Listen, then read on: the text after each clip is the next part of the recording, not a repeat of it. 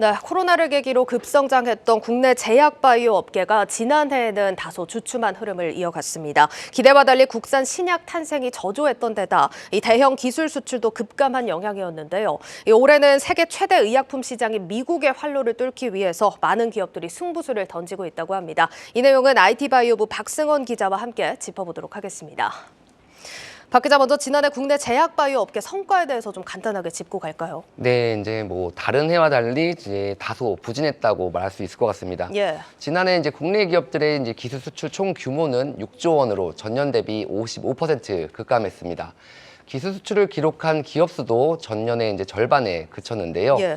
글로벌 경기 침체 우려로 이제 글로벌 제약사들이 기술 매입, 즉 라이선스인 품목을 줄인 것이 이제 영향을 미쳤다는 분석입니다. 예, 뭐 지금 데이터로도 확인을 해봤지만 거시경제 상황 여파로 업황이 크게 악화가 된 한 해였습니다. 이런 환경임에도 소위 대박을 터뜨린 기업들도 있지 않았습니까? 네, 맞습니다. 이제 ABL 바이오와 이제 레고캠 바이오 이 두 기업이 바로 이제 주인공인데요. 이 두 기업은 이제 나란히 글로벌 대형 제약사와 1조 원이 넘는 기술 수출 계약에 성공하며 추가 성과에 대한 이제 기대감을 높이고 있습니다. 네. 좀 구체적으로 보면은 이제 ABL 바이오 같은 경우에는 이제 작년 1월이었죠. 이제 프랑스 사노피와 파킨슨병 이제 신약 후보 물질의 이제 기술 이전을 체결을 했고, 예. 레고캠 바이오는 이제 지난달이죠. 이제 미국 암젠과 5개 타깃의 이제 항체, 약물 복합체의 원천 기술을 이제 이전하는 계약을 체결했습니다. 네. 뭐 이미 이제 이 같은 성과로 이제 오는 9일이죠. 이제 미국 샌프란시스코에서 열리는 이제 JP 모건 헬스케어 컨퍼런스에서 이 두 기업에 대한 이제 미팅이 이제 본물을 이루고 있다는 진언입니다. 또 이제 기술 수출 외에 이제 국내 신약도 2개나 탄생을 했는데요. 예.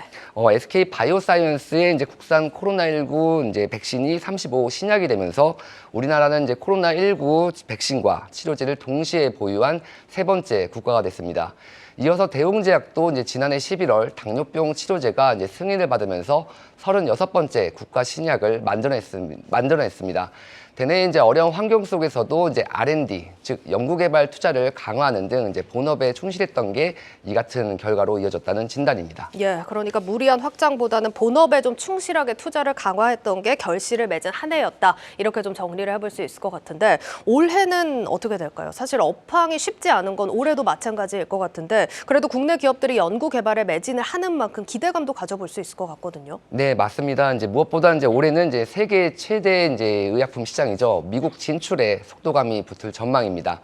전통 제약사 가운데서 이제 유한양행과 GC 녹십자, HK 이노엔이 이제 기대감을 높이고 있는데요. 이 가운데 이제 유한양행은 비소세포 폐암 이제 치료제가 이제 올해 1분기 1차 치료제 허가를 식품의약품안전처에 신청을 하고 미국 FDA에 이제 동일한 내용으로 허가를 신청한다는 계획입니다. GC 녹십자는 이제 지난 2015년부터 도전해온 면역 글로불린 제제의 이제 미국 허가에 다시 도전하고 HK 이노에는 이제 위식도 역류 질환 치료제의 이제 미국 임상 3상에 착수한다는 방침입니다.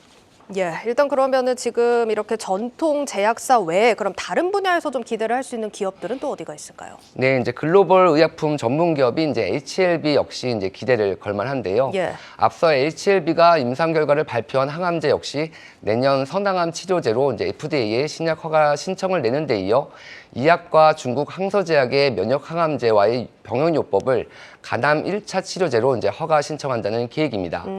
국내 보톡스 업체 가운데서는 이제 휴젤의 미국 진출이 기대되고 있는데요. 이미 휴젤은 지난해 10월 FDA의 보툴리눔 톡신 제제에 대한 품목 허가를 이제 신청했습니다. 오는 2분기 중 이제 허가 여부가 나올 것으로 보이는데 만약 승인이 결정되면 지난 2019년 대웅제약에 이어 2번째 국산 보툴리눔 톡신의 미국 진출이란 이제 성과를 달성하게 됩니다. 이 휴젤 같은 경우는 승인만 난다면 보툴리눔 톡신 기업들 중에서는 처음으로 이제 세계 3대 시장이죠. 미국, 유럽, 중국에 이제 모두 진출하는 성과를 거두는 만큼 기대가 되는 부분입니다. 그런데 사실 휴젤 같은 경우는 메디톡스와의 또 ICT 소송이 걸려 있는 상황이잖아요. 이런 네, 게 좀 맞습니다. 변수가 되진 않을까요? 뭐 변수가 없다 뭐 말할 수는 없지만 이제 예. 이 그 소송이라는 이제 결과 자체가 상당히 오래 걸리기 때문에 네. 당장 올해에 미치는 영향은 좀 다소 이제 좀 적지 않을까 이렇게 예상되고 있습니다. 알겠습니다. 일단 휴젤에 관해서는 이런 부분도 좀 눈여겨보실 필요가 있을 것 같고 그러면 의료기기 분야에서는 좀 어떤 기업 주목을 하면 좋을까요? 네, 이제 의료기기 분야 가운데서는 이제 헬스케어 기업이죠. 이제 이오플로우가 이제 미국 시장 진출에 도전하는데요. 지난해 말 이제 FDA에 이제 웨어러블 인슐린 펌프의 품목 허가를 이제 신청했는데 당뇨 환자의 사용 편의성을 개선해 시장 경쟁력을 갖춘 만큼 미국 시장 진출 가능성이 높다는 평가입니다. 예, 지금 뭐 들어보면 전통 제약사들부터 그 외 분야까지 미국 시장 진출에서 좀 기대감을 크게 찾고 있는 모습입니다. 그런데 사실 미국 시장 진입이 워낙 쉬운 일은 아니다 보니까 이게 좀 원활하게 되려면 어떤 부분이 좀 필요할까요? 네, 이제 국내 기업들의 이제 자체적인 노력도 물론 중요하지만 예. 이제 정부의 정책적 지원 역시 중요하다는 지적입니다. 무엇보다 이제 제약 바이오 혁신위원회 설치와 이제 5천억 원 규모의 메가 펀드 조성이 시급하다는 설명인데요. 이 가운데 이제 그 혁신위원회 설치의 경우 지금 국내 제약 바이오 기업들이 이제 영향을 받는 정책 대부분이 이제 산업부라든가 보건복지부, 식약처 등 이제 산별적으로 되어 있기 때문에 이를 하나로 컨트롤할 이제 그런 기구가 필요하다는 지적인데요. 관련해서 전문가의 의견 들어보겠습니다.